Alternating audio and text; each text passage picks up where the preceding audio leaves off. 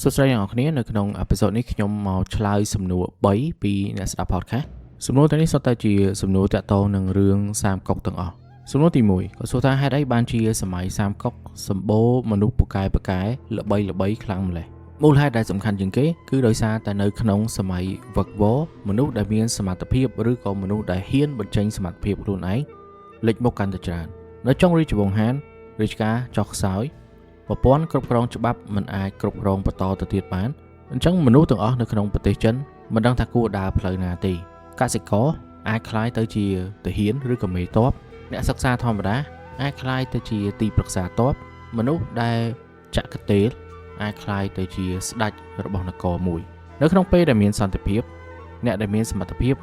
ជួនកាលមិនបញ្ចេញមុខទេពួកគេរស់នៅសប្បាយជាមួយនឹងជីវិតជាអ្នកចេះដឹងមិនរវល់ជាមួយនឹងរឿងនគរឡើយប៉ុន្តែនៅក្នុងពេលដែលមានភាពវឹកវរមនុស្សដែលមានសមត្ថភាពទាំងអស់នេះត្រូវតែបង្ខំចិត្តចូលមកក្នុងនយោបាយដើម្បីជួយសង្គ្រោះនគរពួកគេឬក៏ដើម្បីបំពេញកាតព្វកិច្ចខ្លួនឯងក្នុងពេលដែលមានសង្គ្រាមគឺជាពេលដែលត្រូវបង្ហាញខ្លួនមូលហេតុទី2តកតងជាមួយនឹងការចងចាំរបស់មនុស្សក្នុងពេលសង្គ្រាមនៅពេលដែលមានសង្គ្រាមច្រើនឆ្នាំបែបនេះអ្វីដែលមនុស្សធម្មតាអាចចងចាំបានគឺអ្នកដែលឈ្នះសង្គ្រាមអ្នកដែលក្បត់អ្នកដទៃមនុស្សដែលឆ្លាតវាងវៃឬក៏អ្នកក្លាហានដែលស្មោះត្រង់ជាមួយនឹងរាជការនៅក្នុងចំនួនសាមកុកគឺមានទាំងអស់ឧទាហរណ៍ឆាវគឺជាអ្នកដែលឈ្នះបានទឹកដីហើយថែមទាំងជាមនុស្សដែលមានមហិច្ឆតាធំលាប៉ៃគឺជាអ្នកដឹកនាំដែលពឹងផ្អែកទៅលើមនោសញ្ចេតនាជូកលៀងគឺជាទីប្រឹក្សាដែលគេយល់ថាស្មើនឹងមនុស្សទេពកូនអ៊ីគឺជាតំណាងឲ្យភាពស្មោះត្រង់របស់មនុស្សគ្រប់គ្នាបើសិនជាអត់មានសង្គ្រាមទេមនុស្សទាំងអស់នេះគេមិនសូវចងចាំទេពីព្រោះចរិតរបស់ពួកគេអាចរស់នៅកន្លែងណាក៏មានដែរតែក្នុងពេលដែលវឹកវរចរិតរបស់ពួកគេនឹងលេចធ្លោឡើងដោយសារតែមានគេចងចាំច្រើននេះហើយទើបចំនួននេះคล้ายទៅជាប្រឡោមលោកដ៏ល្បីមួយដែលគេរៀបចំបានយ៉ាងល្អមនុស្សដែលល្បីឈ្មោះនៅក្នុងរឿងសាមកុកទទួលភាពល្បីល្បាញបានមកពីការនិទានរឿងរបស់ឡាវកូនចុងគាត់ជាអ្នកនិពន្ធដែលយកប្រវត្តិសាស្ត្រមកធ្វើជាសាច់រឿងនយោបាយដែលស្មុគស្មាញខ្លាំងពេកគាត់នឹងដកចេញគាត់ធ្វើយ៉ាងណាឲ្យអ្នកដែលអានសភៅគាត់អាចយល់ពីនយោបាយសាមកុកនៅពេលនឹងបានខ្លះបន្ទាប់មកគាត់ធ្វើឲ្យតួអង្គនីមួយៗរបស់គាត់នឹងជាតំណាងតួអង្គចិត្តល្អតួអង្គចិត្តអាក្រក់ឬក៏តួអង្គវាងវៃប្រឡំលោកសាមកុកគឺជារបស់ដែលធ្វើឲ្យមនុស្សក្នុងចំនួនសាមកុកល្បីឈ្មោះបើយើងមើលប្រវត្តិរបស់ពួកគេដែលមានក្នុងការកត់ត្រារបស់ប្រទេសចិនជួនកាលប្រវត្តិខ្លះខ្លីៗទេអត់បានមកទំព័រ A4 ផងតែនៅក្នុងសាច់រឿងរបស់ឡាវកូនចុងយើងអាចមើលឃើញចរិតរបស់ពួកគេយ៉ាងច្បាស់ខ្ញុំឧទាហរណ៍ដូចជាកូនរបស់កូនអ៊ីកូនភីងហើយនិងកូនស៊ីងនៅក្នុងប្រវត្តិសាស្ត្រការកត់ត្រារបស់ពួកគេមានមិនគ្រប់ឲ្យយើងយល់ពីចរិតរបស់អ្នកទាំងនោះផងប៉ុន្តែនៅពេលដែលយើងមើលក្នុងរឿងយើងអាចមើលឃើញឧទាហរណ៍ការសងសឹករបស់កូនស៊ីងទៅលើគ្រួសាររបស់ផានចាងប្រឡំលោកពង្រីកសាច់រឿងធ្វើឲ្យយើងចងចាំមនុស្សដែលកើតនៅក្នុងចំនួននោះអញ្ចឹងយើងអាចសរុបមូលហេតុទាំងពីរនេះធ្វើជាមូលហេតុតែមួយក៏បានដែរនៅក្នុងចំនួនសាមកុកមានមនុស្សល្បីច្រើនដោយសារតែពួកគេរស់នៅក្នុងចំនួនវឹកវរបន្ទាប់មកត្រូវអ្នកនិពន្ធប្រឡោមលោកយកទៅកែច្នៃឲ្យចេញជាសាច់រឿងល្អមួយហើយក៏ត្រូវបានគេចងចាំជាវប្បធម៌ព្រោះតែមានគេចងចាំច្រើនទើបអ្នកទាំងនេះល្បីសំណួរទី2ក៏សួរថាបើសិនជាស្ដេចហានមិនទាន់ស្លាប់ហើយលាប៉ៃច្បាំងឈ្នះនគរអ៊ួយហើយនឹងអ៊ូគ្រប់គ្រងទឹកដីទាំងអស់តើលាប៉ៃព្រមប្រគល់អំណាចទៅឲ្យស្ដេចហានឬអត់កន្លែងនេះខ្ញុំឆ្លើយម្ដងទៀតលាវសៀននៅក្នុងប្រវត្តិសាស្ត្រមិនបានស្លាប់ទេគាត់ទៅរស់នៅស្រុកសាងយ៉ាងជាមួយនឹងប្រពន្ធរបស់គាត់ដើម្បីធ្វើជាគ្រូពេទ្យសម្រាប់បំណងជួយប្រជារាស្ត្រលាវសៀនចង់ដកខ្លួនចេញពីការប្រជែងគ្នានិងភាពវឹកវរក្នុងរាជការទៅរកកន្លែងស្ងប់សុខចុងក្រោយរបស់គាត់ប៉ុន្តែខ្ញុំអាចឆ្លើយសំណួរនេះបានឥឡូវសាកគិតទាំងអស់គ្នាបើសិនជាលាវប៉ៃឈ្នះតើលាវប៉ៃអាចប្រគល់ទឹកដីនិងរាជបល្ល័ង្កឲ្យទៅលាវសៀនដែរឬអត់ការធ្វើនយោបាយរបស់លាវប៉ៃពឹងផ្អែកទៅលើពាក្យថាស្ដាររាជវង្សហានលាវប៉ៃគឺជាមនុស្សមកពីតកូលលាវប៉ៃប្រើប្រាស់មនោសញ្ចេតនាដើម្បីតាក់ទាញចិត្តអ្នកដទៃលាវប៉ៃប្រកាសថាគាត់មិនអាចចូលរួមឬក៏រស់នៅជាមួយនឹងចៅក្បត់បានទេអញ្ចឹងបើសិនជាគាត់ពិតជាឈ្នះទឹកយកទឹកដីបានមែនគាត់ត្រូវតែស្ដាររាជវង្សហានត្រឡប់មកវិញអញ្ចឹងបើយើងនិយាយពីខ្សែភ្នែករបស់អ្នកនយោបាយការ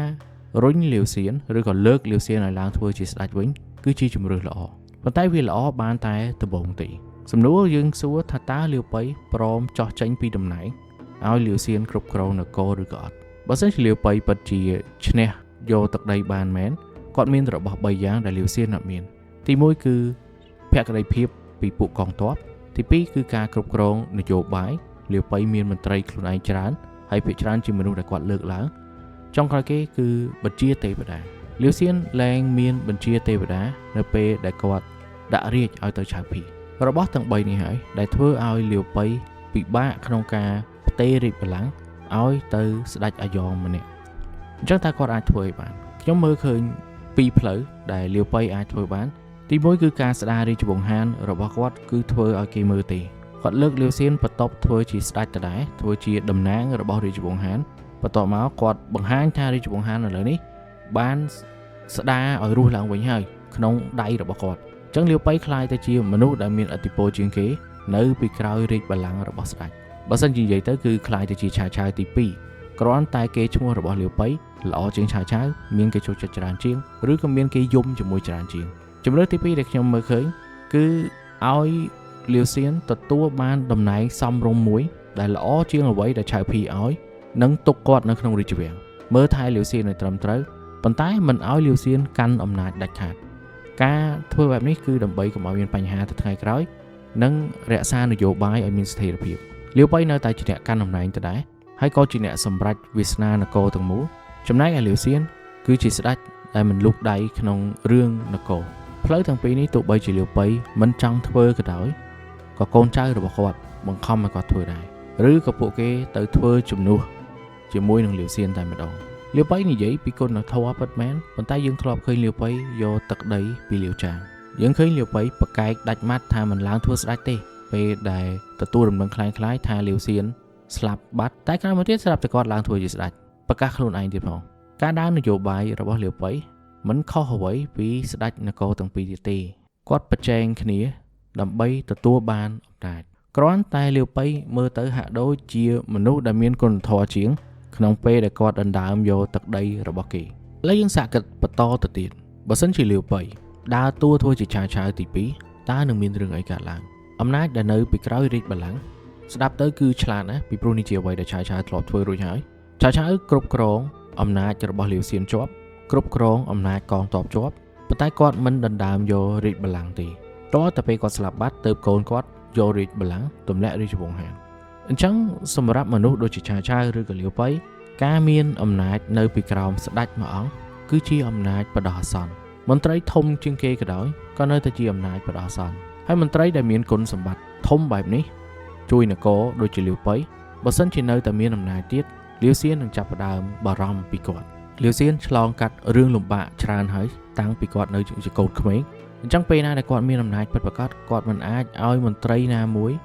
ខ្លាំងជាងគាត់បានទេគាត់ប្រហែលជាខ្លាចលាវប៉ៃដូចឆាវឆាវដែរមន្ត្រីផ្សេងទៀតដែលមិនមែនជាបពុរបស់លាវប៉ៃនិងចំណែនលាវប៉ៃមនុស្សដែលជាបពុរបស់លាវប៉ៃពេលដែលមានស្ដេចផ្សេងឡើងមកហើយពួកគេអាចនឹងលែងពឹងទៅលើលាវប៉ៃរត់ទៅពឹងស្ដេចផ្សេងវិញបើយើងមើលទៅតាមប្រវត្តិសាស្ត្ររបស់ប្រទេសចិនមន្ត្រីដែលមាន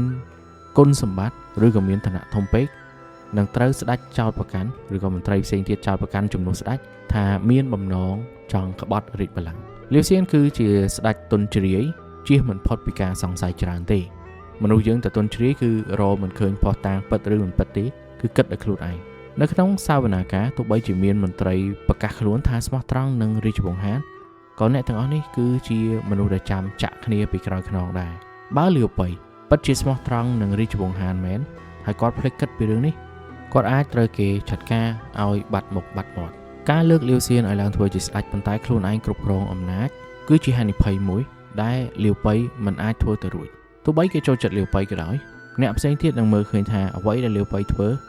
គ្មានខុសអ្វីពីឆាឆាវទេអញ្ចឹងគេឈ្មោះរបស់គាត់ក្នុងនាមជាអ្នកស្ដាររាជវង្សហានគឺខ្លាំងខ្លាយអ្វីដែលគាត់ខំប្រឹង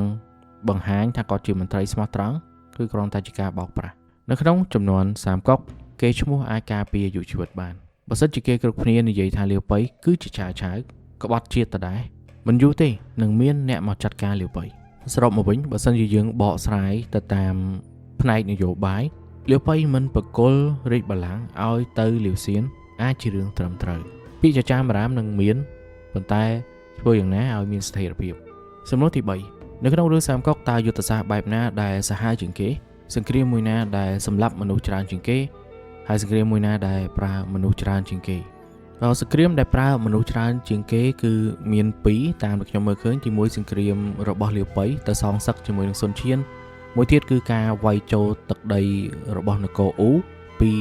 ខាងស៊ឺម៉ាយៀនប៉ុន្តែចំពោះយុទ្ធសាស្ត្រហើយនឹងសង្គ្រាមដែលសម្លាប់មនុស្សច្រើនជាងគេខ្ញុំមើលឃើញសង្គ្រាមនៅស៊ីជើដែលឆាវលើកតបទៅសងសឹកផងទៅយកទឹកដីនឹងផងយុទ្ធសាស្ត្រដែលឆាវប្រើគឺកំចាត់មនុស្សនៅស៊ីជើចោលទាំងអស់បំផ្លាញគ្រប់យ៉ាងនៅស៊ីជើហើយបាននិយាយខ្ញុំថាវាជាយុទ្ធសាស្ត្រពីព្រោះហិង្សាដែលឆាវបញ្ចេញទៅលើស៊ីជើនេះគឺជាការគិតទុកមុនមិនមែនដោយសារកំហឹងដែលឪពុកគាត់ត្រូវគេសម្លាប់នៅក្នុងទឹកដីស៊ីជើទេការសងសឹកនេះគឺជាផ្នែកមួយនៃសង្គ្រាមគឺជាចិត្តសាស្ត្រមួយដែលឆាវប្រើដើម្បីឲ្យគាត់មានហេតុផលគ្រប់គ្រាន់វាយស៊ីជើប៉ុន្តែក្នុងពេលដែលធ្វើសង្គ្រាមឆាវមិនគ្រាន់តែសម្លាប់មនុស្សដែលពាក់ព័ន្ធនឹងការស្លាប់របស់ឪពុកគាត់ទេគាត់ជ្រើសរើសយកការដាក់ទោសមនុស្សទាំងអស់នៅស៊ីជើបើតាមខ្ញុំអានប្រវត្តិសាស្ត្រមិនត្រឹមតែមនុស្សទេសូម្បីតែសត្វនៅក្នុងស៊ីជើហ្នឹងក៏ទៅហ៊ានសម្លាប់ចោលដែរសង្គ្រាមនៅស៊ីជើនេះមនុស្សស្លាប់កជើងគ្នារហូតទឹកទន្លេមិនអាចហូរបានរាប់សែននាក់សុទ្ធតែប្រជាជនបើសិនជាវាជាសង្គ្រាមសងសឹកឆាវសងសឹកតែគ្រួសាររបស់ថាឈៀនទេអត់ពាក់ព័ន្ធដល់ប្រជាជនទេប៉ុន្តែនេះគឺជាយុទ្ធសាស្ត្រដែលឆាវចង់ប្រើស៊ីជើធ្វើជាឧទាហរណ៍ឲ្យសត្រូវគាត់ផ្សេងទៀតខ្លាចនៅពេលដែលឮថាគាត់លើកតបទៅវាយបើសិនជាសងសឹកគឺគាត់អាចសម្លាប់មនុស្សបានតែប្រមាណអ្នកទេតែបើសិនជាបង្កើតភាពភ័យខ្លាចចេញពីឈ្មោះរបស់កងទ័ពឆាវថ្ងៃក្រោយទៅគាត់ធ្វើសង្គ្រាមកាន់តែងាយស្រួលឆាវប្រើប្រាស់ភាពភ័យខ្លាចដើម្បីបង្កើនល្បឿនវាយយកទឹកដីរបស់គាត់ឆាវមានសត្រូវច្រើនមានពេលវេលាតិចគាត់គួរតែដឹងថាខួរក្បាលរបស់គាត់មានបញ្ហាគាត់មានជំងឺជាប់ខ្លួនអញ្ចឹងគាត់មិនអាចចំណាយពេលវេលាដើម្បីពាត់ក្រុងយូរនៅចរចាគ្នាទៅវិញទៅមកឬក៏ទុកឱកាសឲ្យសត្រូវផ្សេងទៀតវាយគាត់ពីក្រោយទេអញ្ចឹងពេលដែលលើកតបទៅវាយស៊ីជើគឺគាត់ត្រូវវាយឲ្យបានលឿនឆាវវាយស៊ីជើ3ដងអ្នកនរគ្នាដែលអត់ដឹងលើកទី1គឺវាយមុនពេលដែលពុកគាត់ស្លាប់វាយដោយសារតែគាត់ចោទប្រកាន់ថាថៅឈៀនខົບខិតជាមួយនឹងជនក្បត់ដែលប្រកាសខ្លួនធ្វើជាស្ដេចក្រោយមកទៀតថៅឈៀនព្យាយាមតាក់ទងជាមួយនឹងគាត់ក៏ជួបរឿងអកុសលដែលឪពុករបស់គាត់ត្រូវកូនចៅរបស់ថៅឈៀនសម្រាប់យកទ្រព្យ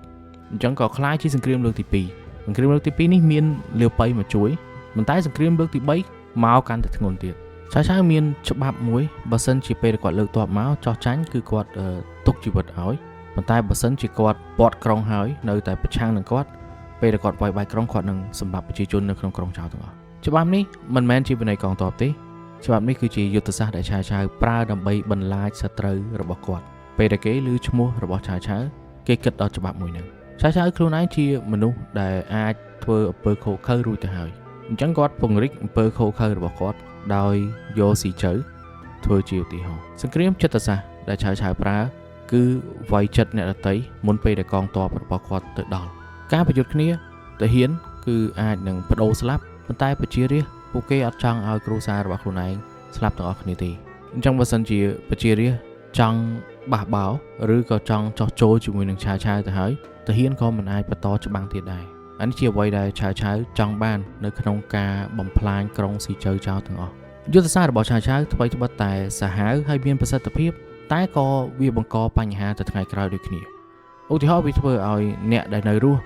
ចងចាំការកាប់សម្លាប់អង្គានេះហើយស្អប់ឆាវមន្ត្រីដែលចោះចូលក៏មិន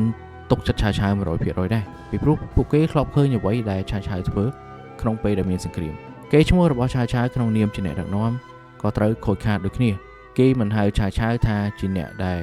ស្រឡាញ់ប្រជារាស្ត្រទៀតទេពីព្រោះគាត់សម្លាប់មនុស្សចោលទាំងអស់ហើយកាន់តែធ្វើឲ្យសត្រូវរបស់គាត់ដូចជាលាវប៉ៃមានមុខមានមាត់ឡើងព្រោះតែអ្វីដែលគាត់ធ្វើការសម្លាប់រង្គានៅស៊ីជើ